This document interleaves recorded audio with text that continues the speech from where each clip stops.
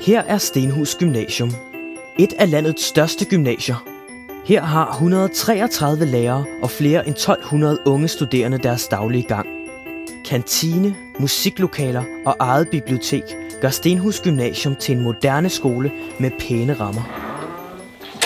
Der gøres meget for, at eleverne kan føle sig godt tilpas. Skolen tilbyder et hav af forskellige fritidsaktiviteter, og eleverne kan vælge mellem basketball, musikcafé, filmklub og meget, meget mere. Det lyder jo rigtig, rigtig godt. Men hvad synes eleverne egentlig selv om de her aktiviteter? Jeg vil prøve at finde ud af det. Hvad synes du om skolens fritidsaktiviteter? Der er ikke særlig mange, umiddelbart. Er der nogen? Du er det, du spørger om. Er der nogen? Hvad synes du om skolens fritidsaktiviteter? Hvad er der af fritidsaktiviteter? Altså, er det sådan noget som gala og sådan noget? Jeg synes, gala er rigtig fedt. Det var jeg med til, men jeg er ikke så meget inde i de andre. Så må der være sådan noget, jeg ved ikke rigtig, jeg synes ikke, der er så godt oplyst om. Jeg kender kun til gala. Okay. Hvad kender du til af fritidsaktiviteter? Atomcafé, og jeg ved ikke, til lektiecafé som en fritidsaktivitet. Jeg kender ikke rigtig andet til. Kender du til nogen af dem? Har I prøvet at være til noget af det? Nej. Har I nogensinde selv prøvet at deltage i det? Nej, det tror jeg ikke. Nej. Nej, man får ikke så meget videre om det. Nej, så der mangler måske information om det. Ja. Altså, fritidsaktiviteterne skal gøres mere tydeligt, fordi altså, vi ved ikke, hvad der er hvad. Vi aner ikke noget om det. Vi ved aldrig noget. Eleverne kender altså ikke til skolens tilbud. På skolens hjemmeside er der en lang liste over alle de frivillige aktiviteter for eleverne. Men mange af aktiviteterne er ikke længere aktuelle. Engang fandtes der aktiviteter som atomcafé, forfatterværksted og frivillig billedkunst. Men de har alle sammen drejet nøglen om på grund af mangel på deltagere. I dag står filmklubben og frivillig volley tilbage som nogle af de få tilbud, der stadig er aktive. Men ud fra elevernes svar lyder det som om, at de aktiviteter også risikerer lukning. Er der overhovedet mulighed for at redde dem? Eller går de samme skæbne i møde som så mange af de andre aktiviteter? Jeg vil tage til frivillig volley for at undersøge det lidt nærmere. Hvad går frivillig volley ud på? Det går ud på, at folk fra alle klasser, som har lyst til at spille noget volleyball, kan komme ned her onsdag eftermiddag og være med og have det sjovt. Og lære noget volleyball selvfølgelig. Vi går ud på at spille volley. Frivilligt. Vi er ikke tvunget. Ha' det sjovt for det første. Motion og Træne noget volley. præcis.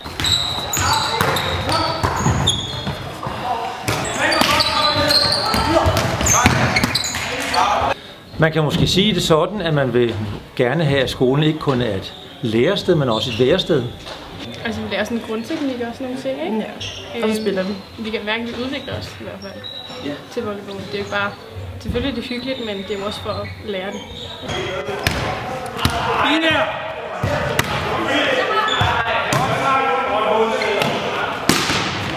Er der nogen adgangskrav for at være med?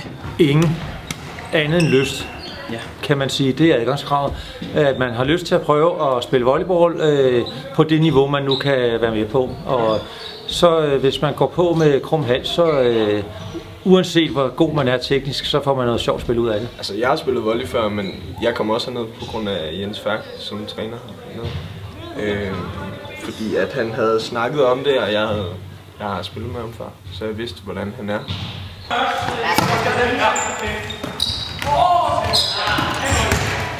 Ellers så er jeg også lidt skuffet over, at der ikke er flere, der kommer til daglig. Altså eller det er hver onsdag. Så du så altså gerne, at der var flere elever, der deltog? Meget gerne. Det er fint, hvis vi kan fylde begge baner op, så der umiddelbart der er plads til, lad os sige, op til 30, så begynder der at... Og så. Det er jo også fedt nok at møde andre nye mennesker, og det er jo også en god måde at gøre det på. Ja. Vil I så anbefale volleyball til andre? Selvfølgelig. I flere jo bedre. Ja, for fanden. Så mange som muligt. Hvad gør I selv for at fortælle, at frivillig volley eksisterer? Jeg har ikke gjort noget specielt ud af det. Det bliver lagt ind i skemaet, så man kan se, at det er der. Men ellers har jeg ikke andet end til en start på skoleåret annonceret, at nu fra nu af starter vi med frivillig volley, og man er velkommen. Og ellers har jeg ikke lavet noget. Så. Okay, så klubberne mangler deltagende elever, og eleverne ved ikke, at klubberne findes. Det må der kunne gøres noget ved. Jeg har aftalt med Jens Færk, som er ansvarlig for frivillig volley, at jeg inden næste uges volleyball sørger for, at eleverne kender til det. Så nu vil jeg gå i gang med at reklamere, og forhåbentlig vil der komme endnu flere elever til volleyball.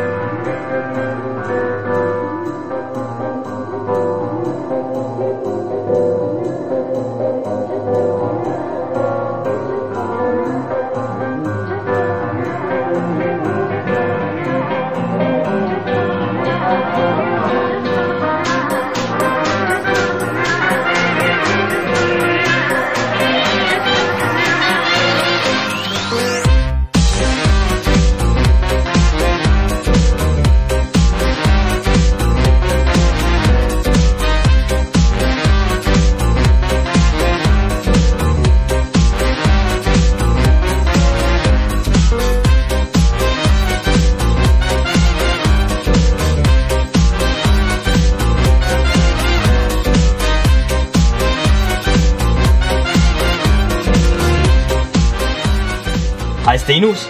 Husk, at der er frivillig volley onsdag kl. 15 til 16:30 i Idrætssalen. Og det var frivillig volley onsdag kl. 15 til 16:30 i Idrætssalen.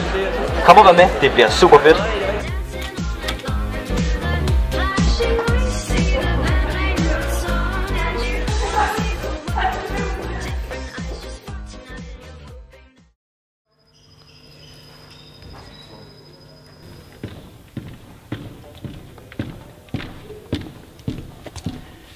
Så er der frivillig volley lige om lidt. Det er onsdag i dag, og nu håber jeg bare, at reklamen den har virket.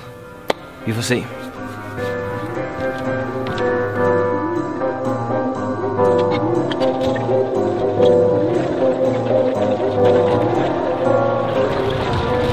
Efter bare 10 minutter er der over 30 mennesker i salen. Og træner Jens Færk forklarer deltagerne, at de er nødt til at spille med udskiftning, fordi der er langt flere elever end forventet.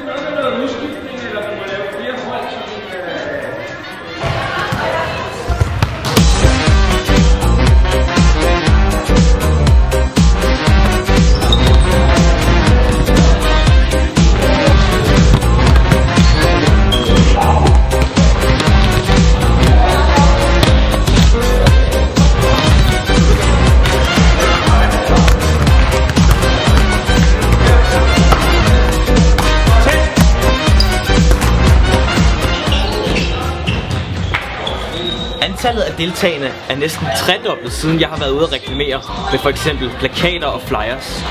Eleverne har tydeligvis interessen for frivillig volley. Men hvorfor der normalt ikke er så mange, der deltager, det ved vi stadig ikke helt præcist. Men det ser ud som om, at frivillig volley, det overlever.